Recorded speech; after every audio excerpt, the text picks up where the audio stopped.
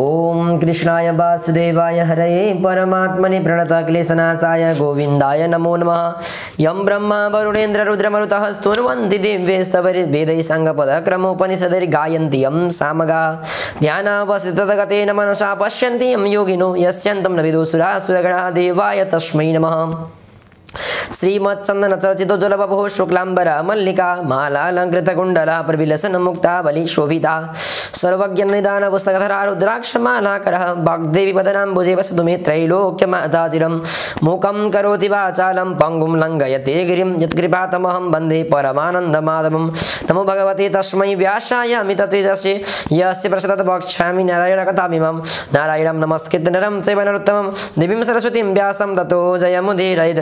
देवीं सरस्वतीं व्यासं ततो जयमुदीरयेत्। जय श्री राधे। हामीलाई निहाले बस्नुभएका सम्पूर्ण देवकी स्वरूप माताजीहरू, वसुदेव स्वरूप पिताजीहरू, राधाकृष्ण स्वरूप दाजुभाइ दिदीबहिनीहरू र साथीहरू तथा सम्पूर्ण आध्यात्मिक मनहरूमा म इन्द्र प्रसाद नेउपाने तर्फबाट राधे राधे भन्न चाहन्छु। जय जय श्री राधे। र आज पनि हामीहरू दिव्य दर्शन कार्यक्रमबाट श्री स्वस्थानी माताको कथा प्रारम्भ भइरहेको हुनाले यही श्री स्वस्थानी माताको कथा लिएर उपस्थित भइसकेका छौँ। अब भने आज हामी 20औं अध्याय यानि कि 20 अध्याय आज वाचन गर्ने सिलसिलामा छौँ। अवश्य पनि वाचन गरेर सुनाउनेछौँ। हजुरहरूले साथ दिनुभएको छ, देश र विदेशबाट पनि साथ दिनुभएको छ। सम्पूर्णमा आभार प्रकट गर्न चाहन्छु। गुरुजी धेरै धेरै राम्रो कार्यक्रम राम्रो भएको समय सुन्न पाऊँ है भन्नुभएको छ। धेरै खुसी लागेको छ मलाई, किनकि हजुरहरूले दिएका प्रतिक्रियाहरू नै हाम्रो लागि सर्वश्रेष्ठ हुन्। सल्लाह सुझाव निकै राम्रा आएका छन्, हामीलाई खुसी लागेको छ र हजुरहरूकै सुझाव सल्लाहले गर्दाखेरि हामी अगाडि बढ्ने मार्गहरू पहिल्याउन सक्छौँ। त्यस कारणले गर्दाखेरि सुझाव सल्लाह जसरी दिइरहनु भएको छ त्यसै गरी अवश्य पनि दिनुहोला भन्न चाहन्छु। र अब भने आज 20औं अध्याय वाचन गर्ने सिलसिलामा छौँ। जय श्री राधे। गोमा जन्म उपाख्यान अथ 20औं अध्याय। अगस्त्य मुनि अर्को मंगलबारको बिहान पूजा प्रार्थना सकिएपछि सिद्धि विनायकको मूर्ति भन्न थाल्यो। हेर्नुहोस्, मूर्तिले भन्न थाल्यो, हे शिवभट्ट ब्राह्मण, अघि कुनै समयमा गन्धर्व लोकमा सुख सङ्गिनी नामको गन्धर्व थियो। त्यसकी प्रमोदिनी नामकी छोरी थिए। त्यस्तै सुशील गन्धर्वकी छोरी सुशीला अनि स्वर वेदीको सुस्वरा तथा चन्द्रकान्तको कान्तकी सुतारा एवं सुप्रभकी चन्द्रिका नामका छोरी थिए। ती गन्धर्वहरू कन्या अप्सराहरूको यिनै शुभ नाम थिए। फेरि ती सबै पाँचौं कुमारीहरू उमेरमा पनि बराबरीका थिए। मानव ती चन्द्रमाबाट निस्किएका चाँदनी जस्तै प्रकाशमान थिए। ती पाँचै चन्द्रमा जस्तै मुख भएका, अति राम्रो केश भएका थिए र चन्द्रमाको अमृत स्वरूपी रस भरिएका जस्ता उनका ओठ थिए। जसरी चन्द्रमाको चाँदनी सेता कमलहरूमा प्रफुल्लता सञ्चार गर्दछ, त्यस्तै गरी उनको दूरदर्शनले हेर्नेका आँखाहरूमा आनन्दको सञ्चार हुन्थ्यो। मानव उनीहरू सुन्दरताको डल्लोबाटै पैदा भएका जस्ता अति राम्रा रूप भएका हेरिरहँ जस्ता थिए। उनका कुच कुम्भ गोल गोल र उठेका ठाडा थिए। मानव ती वैशाख महिनाका कमल जस्तै लाग्दथे। नयाँ पालुवाहरूले शोभिएको लहरो झैँ नयाँ यौवन छचल्किएर ती अत्यन्तै सुन्दर थिए। तिनीहरू पहेँलो मिसिएको सुन जस्तै गोरा थिए। यसै कारण उनको चमक पनि सुनको जस्तै थियो र ती सुनकै अलङ्कारले शोभिएका थिए। तिनीहरूले सुनले बनेका चम्पाका फुलको माला लगाएका थिए अनि सुनकै वर्णका गुण केसरीका फुलेका लहराहरूले चुल्ठो सजाएका थिए अनि सुन जस्तै चम्कने सुन्दर वस्त्र धारण गरेका थिए। अनि ती सबै साथै स्वर समूहमा हावभावमा नाना प्रकारका मूर्छना यानि स्वर विशेषमा ढोलकमा ताल दिने, विनोदमा बाँसुरी मुरली वीणा बजाउनमा, भिन्न भिन्न स्वरमा मादल बजाउनमा, नाना भाँतीका नाना नाच्नमा, विविध प्रकारका विचित्र बनाउने लहरमा, त्यस्तै अनेक किसिमका कलाहरूमा निपुण थिए। त्यस्ता प्रकारका ती कन्याहरू कुनै बेला वन झाँक्रीमा मुग्ध थिए। ती कन्या आफ्ना पिताहरूले पालिएका भएर पनि कुबेरका बगैँचाहरूमा डुलफिर गर्थे। यस्तैमा एका समयमा लहरले नै ती 5 कन्या मिलेर वैशाख महिनामा एउटा वनबाट अर्को वनमा जाँदै जाँदा यी पारिजातका फुलहरू टिप्ने बटुल्ने गर्थे। यस्तैमा कुनै एक दिन ती सुन्दरी कन्याहरू गौरीको आराधनामा गर्नका लागि कुनै स्वच्छ सरोवरमा गए। फेरि तिनीहरूले त्यस तलाउ यानी सरोवरबाट राम्रा राम्रा सुनका कोष जस्ता कोमलका फुलहरू टिपेर ती राम्रा फुलहरू लिएर वैदुर्य मणि तथा शुद्ध स्फटिक र सफा स्वच्छ मुगा जस्तो जल भएको तलाउमा नुहाएर अर्को वस्त्र पहिरेर अनि चुपचाप त्यहाँको सुन मिलेको बालुवाहरूको भुइँमा सानो डिस्को उठाएर पार्वतीको मूर्ति बनाउँदा भए अनि केशर मिलेको सेतो चन्दनले सिँगारिएकी ती पार्वतीलाई राम्रा राम्रा कमलका फुलहरूले नाना बस्ने प्रकारका उपचार धूपदीप नैवेद्य आदिले पूजा गरेर अत्यन्त भक्तिभावले भरिएका ती कुमारीहरू नाना प्रकारका ताल यानी बाजाको ध्वनिपूर्वक देखेर त्यहाँ नाच्दा ती मृग नयनीहरूले गान्धार स्वरको आश्रय अर्थात् उत्थान गरेर खुब राम्रो स्वरले तीखो ध्वनि भएको मूर्छना नामको ध्वनिपूर्वक गीत गाए। त्यस गीतको वाक्य विन्यास राम्रो प्रबन्ध भएको सुरिलो स्वरको अति उत्तम थियो। हर्षको रस वर्षाउने त्यो सुरिलो स्वर भएको ठाउँमा ती कन्याहरू नाचमा अत्यन्त मस्त रहेको बेलामा तब त्यो अचेत नामको उत्तम तीर्थमा स्नान गर्नका लागि वेद निधि मुनिका छोरा प्रसिद्ध बेटा उहाँ आए। उनको स्वरूपले रूपको सीमालाई नागेको थियो। उनको मुखमण्डल अत्यन्त राम्रो थियो। उनका आँखा कमलका फुलहरूको पात जस्ता विस्तृत थिए। उनी युवा अवस्थाका थिए। उनको छाती चौडा थियो। उनका हात लामा अनि अति सुन्दर थिए। उनी केही श्याम वर्णका थिए, मानव उनी दोस्रो कामदेव नै हुन् कि जस्ता थिए। उनी ब्रह्मचारी थिए। उनको शिरमा यामानको टुप्पी भाग शोभायमान थियो। हातमा दण्ड लिएको उनी मानव धनुष लिएका कामदेव जस्तै थिए। उनले मृग चर्ममा वस्त्र धारण गरेका थिए। उन जनै पहिरिएका थिए। सुन जस्तो चम्किने मुजको मोटो कन्धनी पनि कम्मरमा धारण गरेका थिए। त्यहाँ तलाउको तटमा ती बालुवाहरूले ब्रह्मचारी बटुकलाई एकाएक देखेर आश्चर्यले चकित भएका छँदा अत्यन्त रमाएर हाम्रो आँखाको अतिथि समान योको होला भनी ठानेर टोलाउँदै सोच्न थाले। अनि ती बालकहरूले आफ्नो नाचगान छोडेर तिनीलाई एक टकले हेर्दै व्यधाले हरिणीहरूलाई बाणले बेधे झैँ तिनीहरू पनि कामका बाणले बेधिए। उनलाई देखेर लट्ठ भएका ती पाँचैवटा कन्या ती जवान ब्राह्मण कामदेव पो हुन् कि भन्ने भ्रममा परेर हडबडाउँदै हेर यस्तो भन्न थाले। अनि आफ्ना कमल कोष जस्ता बडा आँखाले बारम्बार तिनलाई एक मनमनै पूजा गरेर अर्थात् हेरिरहेर त्यसपछि ती कन्याहरूले परम्परामा विचार गर्न लागे यदि यो पुरुष कामदेव नै भएको भए पनि रतिलाई साथमा नलिई किन घुम्थे। यदि यी अनि अश्विनी कुमार देवता भएर निश्चय नै दुवै भाइ साथैमा रहन्थे। त्यसकारण कि त गन्धर्व हुन् अथवा कुनै किन्नर हुन् अथवा इच्छानुसारले रूप धारण गरेका कुनै सिद्ध हुन् अथवा यी कुनै ऋषि पुत्र हुन् अथवा कुनै उत्तम पुरुष नै हुन् अथवा यो कोही होस् पक्कै पनि ब्रह्माजीले हाम्रै लागि सृष्टि गरेका हुन्। जस्ता प्रकारले भाग्यमानीहरूको लागि पूर्वजन्ममा कर्मानुसार खजाना प्राप्ति हुन्छ त्यस्तै प्रकारले हामी कुमारीहरूका लागि कन्या कल्याणकारी रूपी जलको तरङ्गको तहरले चित्त पग्ले कि पार्वतीले यो उत्तम वर पठाएको हो। त्यसकारण यस वरलाई मैले भने बेरे म तैँले बरिस त मैले पनि बेरे तिमीहरूले मात्रै बर्ने मैले पनि बरे म किन छोडौँ मैले पनि बरे तिमीहरू भन्दा म के कम छु। ल हेर्नुहोस् है यस्तो अवस्था छ यहाँ कथामा यस्तो अवस्था चलिरहेको छ। यतापट्टि हाम्रो भक्तजनहरू हुनुहुन्छ यतापट्टि माताजीहरू हुनुहुन्छ सबैलाई म हार्दिक आभार प्रकट गर्न चाहन्छु। माताजीले एउटा प्रश्न गर्नुभएको छ। हजुर माताजी हजुरलाई मैले यो कथा सकिसकेपछि यसको उत्तर देऊला है त। हस् ल कथा सुरु गर्न चाहन्छु। म किन छोडौँ मैले पनि बेरे तिमीहरू भन्दा म के कम छु। लौ मैले पनि बरे भन्दै यस्ता प्रकारले ती पाँचवटीले परस्परमा बोलिरहेको बेलामा त्यही तिमीहरूको त्यस्तो कुरो सुनेर ती महर्षि कुमारले आफ्नो मध्याह्नको नित्य क्रिया सकेर अनि ती बटुक प्रसिद्धले पनि तिनको कुरो आफ्नो हृदयमा विचारेर यो विघ्न आइलाग्यो भने ठाने। किनकि ब्रह्मा विष्णु महादेव आदि देवताहरू पहिलेको जो सिद्ध मुनिहरू अनि ती योग बल भएका योगीहरू अनि अबला युवतीहरूको त्यो अद्भुत लीलाद्वारा मोहित गरिरहेका छन्। धनुषधारी कामदेवले आँखी भुइँ रूप बलियो धनुबाट छोडेका युवतीहरूको नेत्ररूपी तीखा बाणले हानिएपछि कसको मनरूपी मृग ढल्दैन र। नीतिपूर्वकको धैर्य जबसम्म पात्रै रहन्छ तबसम्म मात्रै जनताको भय रहिरहन्छ, तबसम्म मात्रै चित्त अत्यन्त दृढ रहन्छ, तबसम्म मात्रै कुलको ख्याति रहन्छ, तबसम्म नै तपको तुजुक रहन्छ, तबसम्म मात्रै मनुष्यले यम नियम आदिको पालन गर्न सक्दछ, तबसम्म अत्यन्त नशिला ती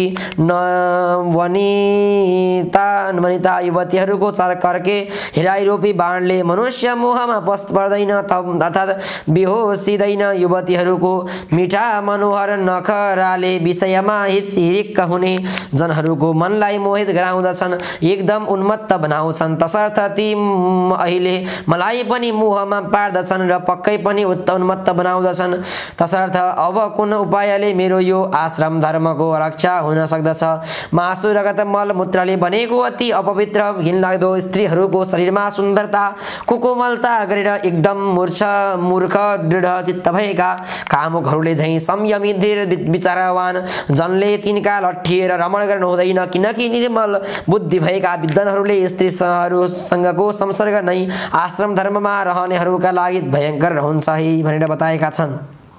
त्यसकारण जबसम्म यी मेरा समीपमा आइपुग्दैनन् तब तकैमा म घर गइहाल्छु भन्ने विचार आए आफ्नो मनमा खिलाउँदै थिए कि उत्तिखेरै ती कन्याहरू ती प्रसिद्ध ब्रह्मचारीको नजिकै गएर आफ्ना दया बाण हातको बन्धनले अगालो हाले अनि विनयपूर्वक बिन्ती गरे, हे सुन्दर, हामीहरूद्वारा निश्चय नै तपाईँ परिनु भयो, यसकारण यस विषयमा तपाईँको विपरीत विचार नहोस्। ती कन्याहरूले यस्ता प्रकारले विनय गरिरहेका थिए त तिनका बाहुपासमा बाँधिएका ती प्रसिद्ध ब्राह्मणले मुस्कुराउँदै भने, तिमीहरू शुभ अनुकूल र प्रिय वचन भनिरहेका छौ, किन्तु गुरुकुलमा ब्रह्मचर्याश्रममा रहेको अनि वेदको अभ्यासमा तल्लीन भएको मेरो निश्चय नियम अझै समाप्त भएको छैन। जुन आश्रममा जो धर्म छ त्यसलाई पण्डितहरूले रक्षा गर्नुपर्छ। यसकारण हे कन्या हो, अहिले यो विवाह गर्नु मेरो धर्म होइन भन्ने म ठान्दछु। ती ब्रह्मचारी बटुक प्रसिद्धको यस्तो कुरा सुनेपछि तब ती कन्याहरूले वैशाखमा साफ गर्न गलाले मिठो ध्वनि बोल्ने कोइलीहरूले बोले झैं तिनलाई मिठो बोलीले भने, धर्मले धनले गृहस्थ आश्रम, गृहस्थ आश्रम धर्मका फलको उदय हुन्छ भन्ने शास्त्रहरूको यही निश्चय छ भनी विद्वानहरूले ठोकुवा गरेका छन्। धर्मको अधिकताको उही गृहस्थ आश्रम जमाउने काम तपाईँका सम्मुख उपस्थिति भएको छ। यसकारण विविध प्रकारका भोगहरूले उसको उपभोग गर्नुपर्छ, तब यो भूमि नै स्वर्गभूमि जस्तै हुन्छ। तिनीहरूको त्यस्तो वचन सुनेर ती प्रसिद्ध ब्रह्मचारीले गम्भीर बाणीले भने, बाणीहरू तिमीहरूको कुरो साँचो हो, किन्तु म गुरुकुलको आफ्नो नियम समाप्त गरेर गुरुको आज्ञा पाएर मात्रै अनि सबै विवाह आदि कर्म गर्नेछु।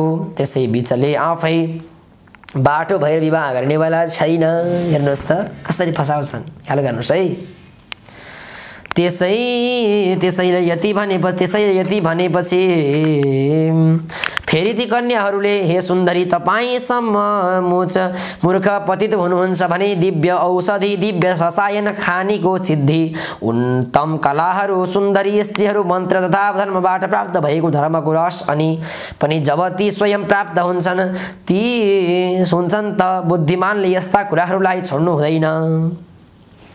संयोगले नै यदि कार्यको सिद्धि प्राप्त भयो भने नीति जान्ने व्यक्तिले त्यसमा उपेक्षा गर्न हुन्न, किनकि उपेक्षा गर्नाले फेरि फलको लाभ हुँदैन। त्यसकारण दीर्घसूत्री भनेर आलस्य वा टाल मटोल गर्नु राम्रो ठानिन्न। गाढा प्रेम गर्नेवाला, निर्मल कुलमा जन्म लिएका, स्नेहले चित्त पग्लिएका, बोलीचाली वा चालचलन राम्रो भएका, स्वयंवर बढी गर्न तम्सिएका, राम्रा अनि रूपले धप्प बलेका कुमारी कन्याहरूलाई त यस ब्रह्माण्डमा भाग्यशाली मनुष्यहरू मात्रै प्राप्त गर्दछन्, अरूले पाउन सक्दैनन्। हेर्नुहोस् है, विचार्नुहोस् त, कहाँ हामी अति सुन्दरीहरू, कहाँ तपाईँ तपस्वी बटुक अर्थात् तपाईँमा र हामीमा परस्परमा ठुलो फरक छ। यसरी जाल झेलमा पार्न थाले है। हेर्नुहोस् त, साँच्चै हो यस्तो नहुने कुरालाई पनि हुने गराउन महा विधावा अति पण्डित यानी जान्ने छ भन्ने कुरोमा हामी मान्दछौँ। त्यसकारण जसरी हुन्छ त्यतिखेर तपाईँ हामीलाई गन्धर्व विवाहद्वारा स्वीकार गर्नुहोस्। यसैमा हाम्रो कल्याण छ, होइन भने ताकुलिएका हामी अब जीवित रहन सक्दैनौँ। तब तिनीहरूको त्यस्तो कुरो सुनेका धर्म जान्नेहरूमा श्रेष्ठ ती प्रसिद्ध ब्राह्मणले भने, हे मृग नयनी हो, धर्म नै धर्म भएका मनुष्यहरूले धर्मलाई कसरी त्याग्ने?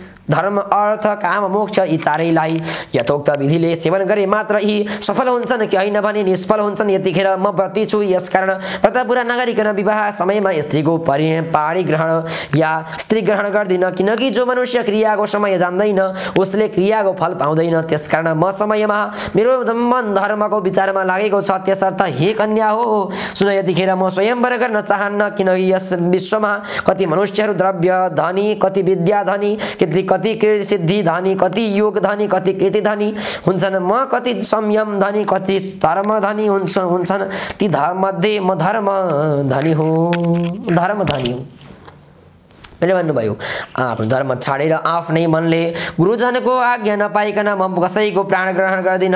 यस्ता प्रकारको ती प्रसिद्ध बटुकको आश्रय जानेर उनको हातबाट आफ्नो हात छुटाएर अनि गुरुहरूले आफ्ना परस्परमा हेराहेर गरे। तब प्रमोदिनीले ती बटुकको गोडो पक्रे, त्यसै गरी सुशीला र सुस्वराले उनको हात पक्रे, सुतराले अँगालो हालेर चन्द्रिकाले उनको मुख मुसी चुमी। तथापि त्यस स्थितिमा पनि ती ब्रह्मचारी जस्ताका तस्तै काम विकारले रहित भई निर्विकार नै रहेर र प्रलयकालको अग्नि तुल्य अब अत्यन्त क्रोधले चोड भएका ती ब्रह्मचारीले अटेरी र ती कन्याहरूलाई त्यस्तो श्राप दिँदा भए, जसरी पिशाचिनी जस्तै भएर तिमीहरू ममा टाँसियौ त्यसरी नै तिमीहरू पिशाचिनी भए। यस्ता प्रकारले प्रसिद्ध ब्रह्मचारीले श्राप पिएका ती कन्याहरू तुरुन्तै उनलाई त्यागेर ती ब्रह्मचारीका सामु खडा भएर भने, हे पापी, हामी निरपराधिनी जन्मा, तिमीले के गर्यौ? प्रिय कार्यको बदला अप्रिय कार्य गर्यौ। तिम्रो यो धर्म ज्ञानलाई धिक्कार छ। जो मनुष्य आफ्ना अनुरागी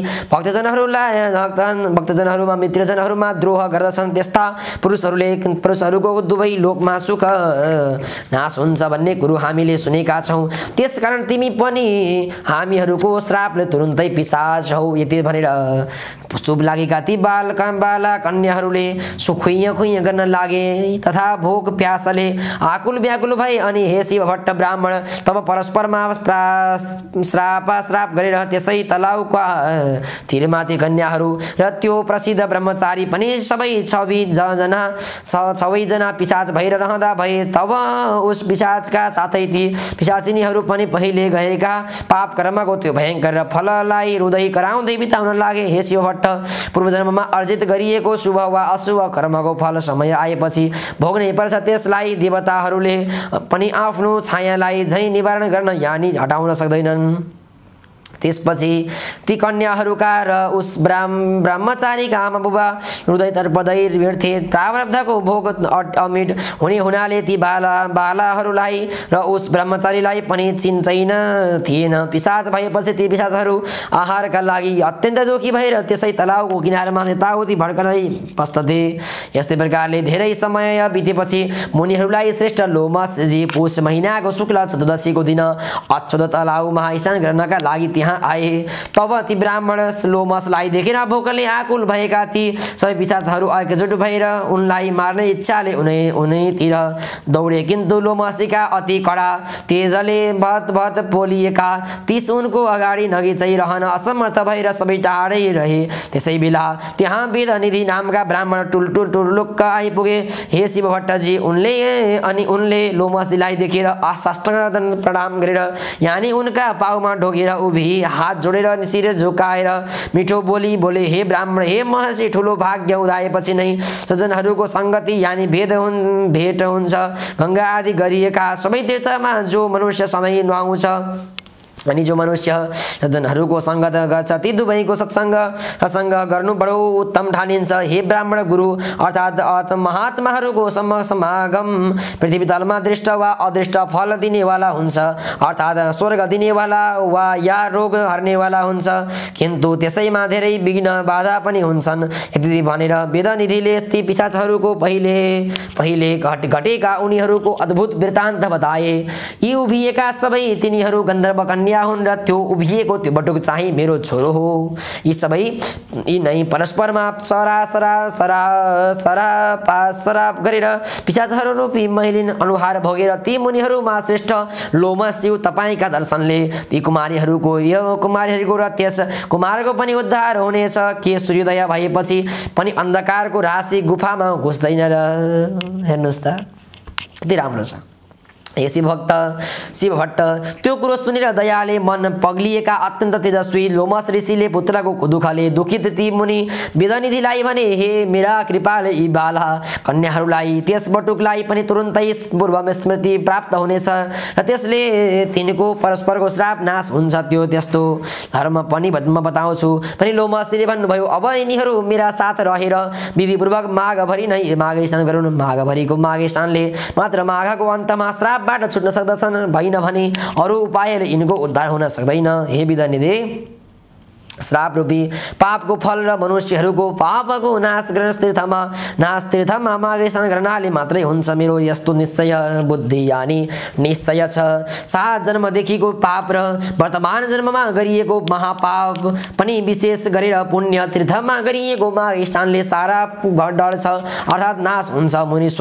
मुनीश्वरहरू जुन पापको कुनै प्रायश्चित देख्दैनन् त्यस्तो पाप पनि पुण्य तीर्थमा माघ स्नान गर्नाले नाश हुन्छ भन्दछन्। जानी नजानी आफ्नै मनले कोही जन माघ स्नान गर्दछ भने त्यस स्नानले त्यो मोक्ष फलको भागी हुन्छ। हिमालयको पर्वतीय प्रान्तमा रहेको तीर्थमा स्नान अर्थात् देवघाटको त्रिवेणीमा गरिएको माघ स्नान सारा पाप नाश हुन्छ।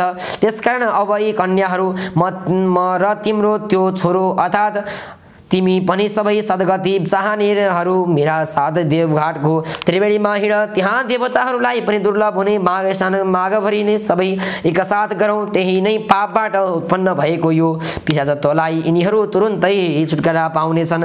यति भनी भोलिपल्ट नै ती सबै अत्यन्त खुसी हुँदै लोमसका साथ उनका कृपा शक्तिले आकाश मार्गद्वारा देवघाटका लागि अच्छोदयबाट प्रस्थान गरेर उसै दिन केही बाँकी छँदै उहीँ पुगी तीर्थयात्रीहरूलाई बनाइदिराखेको छाप्रोमा सातौँमा डेरा जमाए। लौ अब पिशाचत्वबाट मुक्ति चाहने यी कन्याहरू र तिम्रो यो छोरो पनि उही तिमी पनि सबैले मेरो भनाइ अनुसार अब त्रिवेणीमा मेरा सबै साथै सबै मकर राशिमा सूर्य उदाउन्जेल नुहाओ।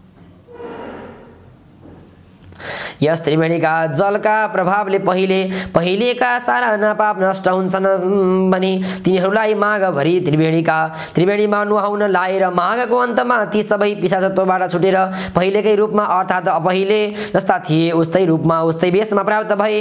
तब वेदनिधिले आफ्नो छोरोलाई र ती दिव्य रूपका कन्याहरूलाई देखेर भित्रैदेखि प्रसन्न चित्त भएका श्रद्धापूर्वक लोमसको स्तुति गरेर भने, तपाईँहरूको कृपाले मात्रै पापरूपी समुद्रबाट यिनीहरूको पाए। हे ऋषिहरूमा श्रेष्ठ प्रभु, अब यी बालिकालाई के गर्ने यसबारे उचित कुरो आज्ञा होस्। तब लोमसले भन्नुभयो, यो कुमार वेद पढिसकेको र आश्रमको नियम पनि पुरा गरिसकेको पट्टो छ। तसर्थ अब यो केटो आफूमा प्रेम गर्ने 5वटीको करकमल पक्रोस् अर्थात् पाडी ग्रह गरोस्। त्यसपछि लोमसका आज्ञाले अनि आफ्ना भावुक वचनले विवाहका लागि चाहिने आवश्यक शुभ वस्तुहरूले त्यहाँका रैथानी ऋषिहरूलाई पढिएका वेद मन्त्रका ध्वनिहरूले मङ्गलाचार गरिएको त्यो धर्मात्मा ब्रह्मचारीले विवाहको विधिले तुरुन्तै त्यही धर्मपूर्वक ती 5वटी कन्याहरूको हात पक्रियो र अर्थात् तिनीहरूसित विवाह गर्यो। तब आफ्नो मनोरथ पुरा भएका ती सबै कन्याहरू आनन्दले मस्त हुँदा भए। त्यो पट्टो कुमार पनि धर्मको शिक्षा र परम्परामा सरापका कारणले मात्रै प्राप्त भएको त्यो संयोगको फल र मेरा आशीर्वादले प्राप्त भएको सारा ऐश्वर्य प्राप्त गर। अनि यस्तै रूप रङ्ग उमेरमै रहेर यस्तै हिँडिरहेको यस पतिका साथ आउने प्रलयकालसम्म रहिरहो भन्ने आशीर्वाद दिएर हिँड्न लाग्दा ती वर वधुहरूद्वारा वेदनिधिले श्रद्धा भक्तिपूर्वक नमस्कार प्रणाम ढोग गरिएका ती लोमस ऋषि पनि देवताहरूले निवास गरिएको मेघ पर्वतको आफ्नो आश्रममा जाँदा भए। अनि वेदनिधि पनि पाँचवटी बुहारी र छोरालाई अघि लगाएर हर्षित हुँदै कुबेरको नगरी अलकापुरीमा गए। विवाह भएको 7 वर्षमा पनि ती परिहरूमा सन्तान नभएकोले तब फेरि अछोदमा मकर स्नान गर्न आएका लोमस मुनि भएको ठाउँ ती 5 परिहरू पतिसहित गएर उनलाई ढोगी आफ्नो दुःख हवाल बिन्ती चढाएर लोमस ऋषिले उनीहरूलाई भन्नुभयो, यो सन्तानका लागि अब तिमीहरू सबैले पतिका साथै यसै अछोदमा लग 3वटा माघका मकर स्नान विधिपूर्वक गर्नुपर्छ, अनि मात्रै तिमीहरूलाई सन्तान हुनेछन्। लोमसका आज्ञा अनुसार उनले बताए बमोजिम उनीहरूले 3वटा मकर स्नान गरेपछि तिनले घ्याज ती छोराछोरी पाए। तसर्थ हे शिव भट्ट ब्राह्मण, तिमी पनि यो देवघाटको त्रिवेणीमा विधि नियमपूर्वक पत्नी पाए। तसर्थ हे शिव भट्ट ब्राह्मण, तिमी पनि यो देवघाटको त्रिवेणीमा विधि नियमपूर्वक पत्नी सहित भई लग 3वटा माघभरि मकर स्नान गर त। अनि म तिमीलाई आकाशमा सूर्यचन्द्र रहन्जेल नाउँ चलिरहने सन्तान दिनेछु। यति भनी सिद्धि विनायक पुचुप लागे। हे अगस्त्य मुनि, तब सिद्धि विनायकले बताए बमोजिम शिव भट्टले विधि विधान सहित मकर राशिमा सूर्य रहे सरेको दिन माघे संक्रान्तिदेखि माघे मासान्तरसम्म नियममा रहेर 3वटा माघ स्नान पुरा गरे। देवघाटमा माघ स्नान गर्दा प्रत्येक माघमा त्यसै दिनसम्म नै दिनहुँ कुनै न कुनै वस्तु दान गर्ने गर्थे। माघको पहिलो दिन माघे संक्रान्तिमा बिहानै त्रिवेणीमा नुहाई धुवाई गर आई तिलका झिक्राले जिउ सेलाई ब्राह्मण दम्पति बोलाई तिनलाई तिलका लड्डु भुटेको तिलमा सक्कर घिउ हाली मुकुर्याएको तिल भुङ्रोमा पालेको वा आगो माथिको पानीमा उसिनेको तरुलका टुक्रा, त्यस्तै सकरखण्ड सुथुनी आलु पिँडालु एवं बुहोतामा भरि घिउ तथा सकरखण्डका डल्ला। अनि ती दम्पतिलाई नै खिचडी खाना प्रशस्त पुग्ने गरी 1 माना वा बेसी नै मसिना या चामल त्यति नै ढलेको मासको खोस्टो दाल त्यस खिचडीमा हाल्न कुनै आधा नाउको घिउ अनि अरू तरकारी अचारका लागि चाहिने सरसामानले टच्च भएको सिधा र तलाउने तयारी उनी कुनै लुगा वा ओढ्ना वा सुती धोती अपर्ना आदि दान दिन्थे। गरिब गुरुवालाई पनि तिलका लड्डु र गुडका डल्ला बाँडिदिन्थे। आशाले आउनेहरूको पनि बोल्टो भरिदिन्थे। अरू प्रत्येक दिन चाहिँ दारू र कम्बल वस्त्र जुत्ता घिउ तेल डाम्ना तकिया दोलाई पापी अन्न सुन कमण्डलु अखण्ड दीप तथा कर गङ्गालहरूलाई भोजन लुगाफाटा भर आउँदा कमल तथा दुध हलुवा पुरी तयारी खिचडी जुबेली एवं जाडोले तुतुराइरहेका कङ्गालहरूलाई कम्बल र खाना आदि गुप्तदान आदि अनि चटाई गुन्द्री बर्का काने टोपी तयारी लाउने लुगाहरूमध्ये कुनै न कुनै एउटा चिज बाहुनहरूलाई दान दिने र गरिबहरूलाई बाँडिदिने गर्थे। यसै गरी 3वटा माघभरि सबै मकर स्नान गरिसकेपछि लगत्तै आउँदो मङ्गलबार सिद्धि विनायकको पूजा गर्न गएका शिवभट्ट दम्पतिले पूजा गरिसकेपछि सन्तान प्राप्तिका लागि प्रभुको आज्ञा अनुसार 3वटा मकर स्नान विधि पूर्वक हामीले पूरा गर्यौं। हे प्रभु, अब हामीलाई प्रभुको करार अनुसार सन्तान दिनुहोस् भन्ने प्रार्थना गरिरहेका ती भक्त शिवभट्ट दम्पतिलाई सिद्धि विनायकले भने, हे शिवभट्ट दम्पति, आजको 8औं दिनमा बिहानै आई यसै गरी मेरो पूजा गर्नु र उसै बेला एउटी गाई आएर तिम्रो मुख हेरिरहनेछन्। तिनले पनि आफ्नो गाईको मुख हेरेर पूजा गर्नु अनि गाईले गोब्र्याउनेछन्। त्यो गोबर भूमिमा हस्न नपाउँदै हातमा थापी घर लैजानु र तसलामा राखी माथिबाट तसलाले छोपिदिनु। 4 दिन भएपछि हेर्नु कन्या उत्पन्न भइरहेकी हुनेछन्। छोरो भए तिमीले पूर्वजन्ममा राखेका छैनौ। सिद्धि विनायकको आज्ञा सुनि शिवभट्ट ब्राह्मण र सती ब्राह्मणी सिद्धि विनायकलाई नमत प्रणाम गरी घर फर्ता भए। उता सिद्धि विनायक पनि अन्तर्ध्यान हुनुभयो। त्यसको 8 दिनपछि मङ्गलबार बिहानै समस्त पूजा सामग्री लिई दुवै स्त्री पुरुष सिद्धि विनायकको मन्दिरमा गई पूजा गर्न लाग्दा एउटी गाई आएर हेरिरहन्थिन्। अनि शिवभट्टले सिद्धि विनायकको पूजा सकेर गाईको पनि पूजा गरे। तब गाईले गोब्याइन् र शिवभट्टले त्यो गोबर भूमिमा खस्न नपाउँदै हातमा थापेर सिद्धि विनायकलाई धन्यवाद प्रणाम गरी सानन्द सानन्द घर आए अनि त्यो गोबर ल तसलामा राखी माथिबाट तसलाईले छोपिदिए। 4 दिन भयो र माथिको तसला झिकी हेर्दा कन्या उत्पन्न भइरहेकी देखे। कस्ती कन्या भने मध्याह्न कालमा कालका सूर्य जस्तै तेज भएकी, पूर्णचन्द्र जस्तै मुखमण्डल भएकी, बासुकी नाग। यति विनायकको आज्ञा सुनि शिवभट्ट ब्राह्मण र सती ब्राह्मणी सिद्धि विनायकलाई दण्डवत प्रणाम गरी घर फिरे।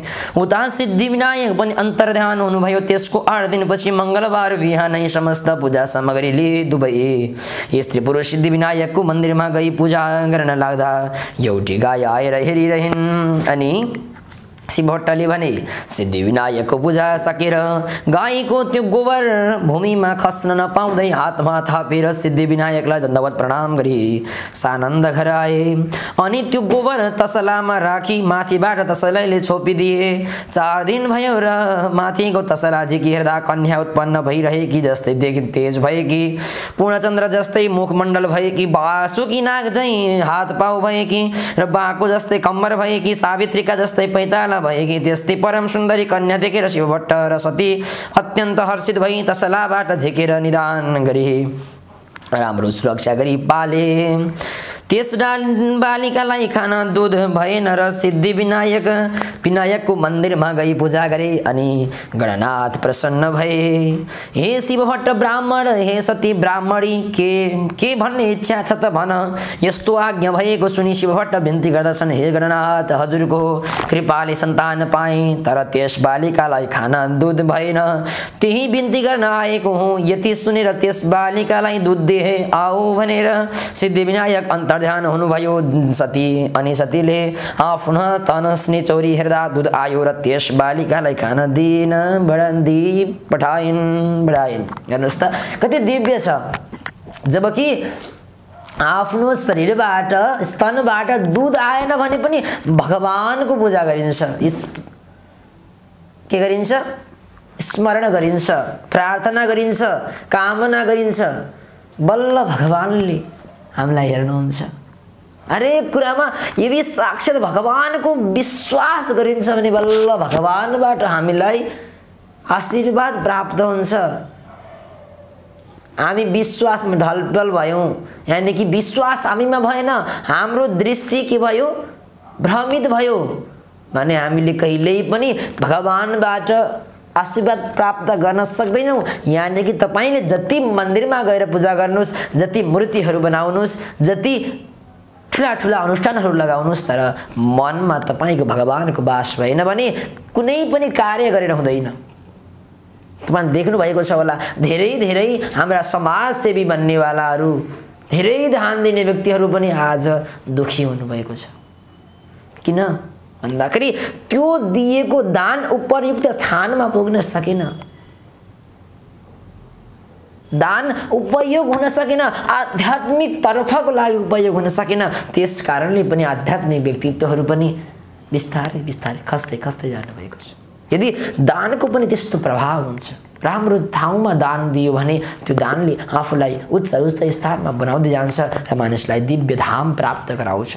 तर त्यही आफूले दिएको दानले कुनै व्यक्तिलाई पिर्छ अथवा कुनै व्यक्तिलाई पिर्छ अथवा त्यो दान सही ठाउँमा प्रयोग हुँदैन भने त्यो दानको पनि कुनै काम लाग्दैन, त्यो व्यक्तिले झन् दुःख पाउँछ। त्यसकारणले गर्दाखेरि आध्यात्मिक काम गर्दाखेरि आफ्नो मन, विचार, कर्म र शरीरलाई, सबै कुरालाई भगवानमा केन्द्रित गरेर विश्वास फलदायक, विश्वास गरेपछि अवश्य फल मिल्छ भन्ने भावनाले भगवानको पूजा गरियो, अर्चना गरियो र कार्य गर्दाखेरि गरियो भने अवश्य पनि हामी भगवानको धाममा पुग्न सक्छौं र हाम्रो जीवन दिव्य बन्न सक्छ। जस्तै सीताजी उत्पन्न हुँदा राजा जनकलाई आनन्द भएथ्यो, त्यस्तै ती बालिका उत्पन्न हुनाले शिवभट्ट र सतीलाई आनन्द भयो। त्यसपछि योग्य ब्राह्मणहरू डाकी नामकरण संस्कार गराए। ती ब्राह्मणहरूले भने, हे शिवभट्ट, गाईको गोबरबाट उत्पन्न भएकी हुनाले बालिकाको नाम गोमा भयो र यी बालिका भाग्यमानी हुनेछन्, सम्पूर्ण लोकले सम्मान गर्नेछ। यति ब्राह्मणहरूले भविष्यवाणी गरेपछि शिवभट्टले यथेष्ट भोजन र दक्षिणादि विदा गरे। आगन्तुक सबै ब्राह्मणहरू आफ्ना आश्रममा गए। त्यसपछि ती गोमा नामकी कन्या शुक्ल पक्षका चन्द्रमा झैं प्रतिदिन बढेर 5 वर्षकी भइन्। अनि शिवभट्ट ब्राह्मण र सती ब्राह्मणीले एक दिन कन्यालाई भने, हे पुत्री, हामी गङ्गा स्नान गरेर आउँछौँ, तिमी पूजाको निम्ति अक्षता केलाइराखे। अनि पनि अरे आएर दुवै दम्पति नित्य गङ्गा स्नान गरेर हरिहरको पूजा गरी सुवर्णादि नाना द्रव्य दान गरेर आउँथे। त्यही क्रमले दान गर्दा अमरावती थर्क्यो र देवराज डराई समस्त देवता साथमा लिई कैलाशमा श्री महादेव कहाँ गएर बिन्ती गरे, हे ईश्वर, मर्त्यमण्डलको हिमालयको पर्वत श्रृङ्खलाको दक्षिण भागमा एउटा ब्रह्मपुर भन्ने नगर छ। त्यहाँ शिवभट्ट नामका ब्राह्मण र सती नामकी तिनकी सतीपतिव्रता स्त्री छन्। तीन दुवै स्त्री पुरुषले हजुरका पुत्र सिद्धिविनायकको सेवा गरेर सिद्धिविनायक खुसी भई असंख्य सम्पत्ति दिनुभयो। ती शिवभट्टले सम्पत्ति पाएपछि नित्य गङ्गा स्नान गरेर हरिहरको पूजा गरी सुवर्णादि नाना द्रव्य दान गर्नाले अमरावती थर्कियो। हे शम्भो, म अरू पनि बिन्ती गर्दछु। ती शिवभट्टले सम्पत्ति पाएपछि सन्तान पाएनन् भने फेरि सिद्धिविनायकको सेवा गरे। तब सिद्धि गणेशजी खुसी भएर सकल लक्षणले युक्त भएकी परम सुन्दरी एउटी कन्या दिनुभयो। बङ्गरी वरदान दिए, हे प्रभु, हामीहरूको रक्षा गरी बक्सियोस्। हजुरले रक्षा नगरे अमरावतीबाट हामीले च्युत हुने पर्नेछ। अमरावतीबाट हाम्रो राज्य भ्रष्ट हुनेछ। यति इन्द्रको प्रार्थना सुनि महादेव आज्ञा गर्नुहुन्छ, हे देवेन्द्र, नडराऊ, म रक्षा गर्नेछु। अब सबै अमरावती जाऊ। शिवजीको त्यस्तो आज्ञा सुनि उहाँलाई धन्यवाद प्रणाम गरी सूर्यराज इन्द्र अमरावती फर्के। त्यसपछि महादेवले भिक्षुक रूप धारण गरी देवताको रक्षाका निमित्त जटाको मुकुट बनाई बायाँ हातमा त्रिशूल र दाहिना हातमा डमरू लिई भस्म लेपन गरी शिवभट्ट ब्राह्मणको घर पुगी भिक्षा माग्नुभयो। गोमा आफ्ना पिताको पूजाका लागि अक्षता केलाइरहेकी थिइन्। केही निकै बेरपछि, हे भिक्षुक, मेरा मातापिता गङ्गा स्नान गर्न गएका छन्, म अक्षता केलाउँदैछु, एकछिन पर्ख, भिक्षा दिने भए अरू कोही छैन। यति भनेर फकाइराखिन् अनि अक्षता केलाइराखेर भिक्षाले भिक्षुक रूप श्री महादेव छेउ आई। हे भिक्षुक, मेरा मातापिता घरमा छैनन्, म अक्षता केलाउँदै थिएँ, यसै कारण विलम्ब भयो, दुःख नमान है, भिक्षा ल्याऊ भनिन्। गोमाको यति कुरा सुनि भिक्षुक रूप महादेव भन्नुहुन्छ, हे ब्राह्मणी, यतिका बेर पर्खाइस्, बल्ल अब भिक्षा दिन आइस्। म त्यो भिक्षा लिन्न दिने भए तेरा बाबाको पूजा गर्ने केलाइराखेको अक्षता दे। तैँले जुन केलाइराखेकी छस् त्यो अक्षता दे भनेर माग्नुभयो कसले? शिवजीले।